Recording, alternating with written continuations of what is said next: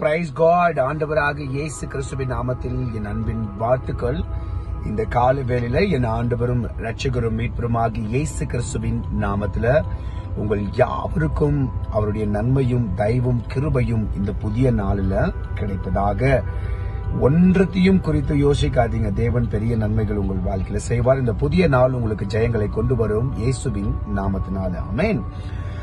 தேவனுடைய வார்த்தைக்கு நேராக நம்ம கடந்து போகலாம். நீதிமொழிகள் 24:10 இவ்வண்ணமாக சொல்லுது, ஆபத்து காலத்தில் நீ சோர்ந்து போவாயானால் உன் பலன் குறுகினது என்று சொல்லி. எத்தனை பேருக்கு அர்த்தம் ஆச்சு இது புரியல. ஆனா கண்டிப்பா எல்லாருக்கும் அர்த்தம் ஆகணும். ஏன்னா எல்லாருமே கூட நீங்க பலன் உள்ளவர்களாக இருக்கிறீங்க.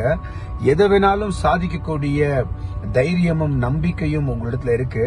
ஆனா ஒரு சின்ன ஆபத்துன்னு வரும்பொழுது நீங்க அப்படியே சோர்ந்து போயிடுறீங்க. தேவன் உங்களுக்கு பலனாக இருக்கிறார் என்பதை நீங்கள் உணர்றீங்க.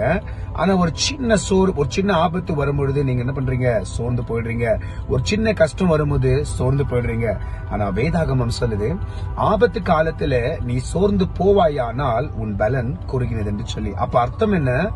ஆபத்து காலத்துல தான் நம்ம பலன் உள்ளவர்களாக மாறணும். ஆபத்து காலத்துல பிரச்சனைகள், கஷ்டங்கள், மனம் வேதனைகள், அந்த நேரத்துல தான் நம்ம எல்லாத்தையும் பலனாக கூட நம்ம என்ன பண்ணோம்? மாற்றிக்கொள்ளணும். என் அன்பு பிள்ளைகளே, நாம என்ன செய்யறோம்? மாறாக ஒரு ஆபத்து வரும் பொழுது ஆபத்து ஒரு மடங்கு இருந்தா நம்ம இதை 1000 மடங்கு நினைத்து நம்மள நாம சோர்வு படுத்தி கொண்டு நம்ம இடத்துல இருக்கிற பலனை நம்ம தொலைச்சிடுறோம். என் அன்பு பிள்ளையே, நமக்கு ஆபத்து வருது. வருது? அந்த ஆபத்தை நீ எதிர்க்க நின்னு அதை ஜெயிப்ப அப்படின்றதுனாலதான் அந்த ஆபத்து உங்களுக்கு வருது. ஆனா ஆபத்து வரும்பொழுது, விபத்து வரும்போது, பிரச்சனைகள் வரும்பொழுது நம்ம என்ன பண்றோம்? சிம்பிளி நம்ம சோர்ந்து போயிடுறோம். என் அன்பு பிள்ளைகளே, எவ்வளவு நெருக்கடி வருதோ அவ்வளோ உங்களுக்கு பலன் கிடைக்கும். ஆனா சோர்ந்து போயிட்டீங்கன்னா இருக்கிற பலன் போயிடும். அதனால்தான் மனவலி வந்துடுது. அதனால்தான் நம்ம அநேக யோசிக்கிறோம். சில பேர் எல்லா உணவுகளை விட்டுடுறோம், தண்ணீர்களை விட்டுடுறோம். வேணாங்க. எவ்வளவு நெருக்கடி வருதோ அவ்வளவும் நீங்கள் போராடுங்க. நீங்கள் போராடும் பொழுது உங்களுக்கு பலன் கிடைக்கும். பலன் கிடைக்க கிடைக்க இன்னைக்கு வரப்போற ப்ராப்ளத்தை விட நாளைக்கு வரப்போகிற பெரிய ப்ராப்ளத்தை கூட நீங்க உடைச்சிட்டு முன்னாடி போயிட்டே இருப்பீங்க. எத்தனை பேருக்கு புரியுது? நாம எல்லாம் ஏதோ சாதாரணமான வாழ்க்கை வாழ்ந்துட்டு இல்லைங்க. பிரச்சனைகள் உங்களுக்கு வருதுன்னா அந்த பிரச்சனைக்கு கேப்பபிளா நீங்க இருக்கிறதுனால மட்டும்தான் உங்களுக்கு அந்த பிரச்சனைகள் வருது. பிரச்சனையை தூக்கி போடுங்க. ஆனா சோர்ந்து போகாதீங்க. நீங்க சோர்ந்து போனா தோத்து போயிடுவீங்க. சோர்ந்து போகிறதுக்காக கர்த்தர் இந்த உலகத்துல நமக்கு படைக்கல. அவர் நம்மளுக்காக சிலுவைய சுமக்கல. நமக்காக சிலுவையில ஜீவனம் விடல. நீ குறுகி போக கூடாது என்பதற்காகத்தான் பெரிய பலன் கர்த்தர் உனக்கு கொடுக்கிறார். தாவீது என்ற ஒரு மனிதன் சொல்றான், என் பலன் அவர், என் கோட்டை அவர், என் தஞ்சம் அவர் என்று சொல்லி. இந்த கால வேளை நீ கூட சொல், என் பலன் கர்த்தர், என் கோட்டை கர்த்தர், என்னுடைய ரட்சகர் இயேசு கிறிஸ்து. நிச்சயமா அவர் மூலியமாக எல்லாத்தையும் நான் ஜெயிப்பென்ற நம்பிக்கையோடு இந்த புதிய நாளை தொடங்கு. என் தேவன் பெரிய நன்மைகளை உங்கள் வாழ்க்கையில செய்வார். நான் மீண்டும் சொல்றேன், பிரச்சனை உனக்கு வருதுன்னா அந்த பிரச்சனைய நேருக்கு நேரா சந்திக்கக்கூடிய மிகப்பெரிய கேப்பபிலிட்டி உன்னோட கூட என்ன பண்றது இருக்கு.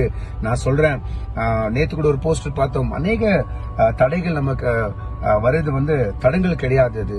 அது நம்மளோட போராடுறதுக்கான, நம்மளுக்கு பலன் கிடைக்கிறதுக்கான ஒரு சவால் என்று சொல்லி. வருகிற பிரச்சனைய நீங்க அதுல சோர்ந்து போகாதீங்க. பிரச்சனை என்னன்னு பார்த்து நல்லா அதுக்கு போராட கத்துக்குங்க. இயேசு சுவாமி உங்களுக்கு பலன் கொடுப்பாரு. ஆமென். இந்த புதிய நாளில நிச்சயமா இன்னைக்கு தைரியத்தோடு எழுந்துச்சுக்கணும். சோர்வு வேண்டாம்.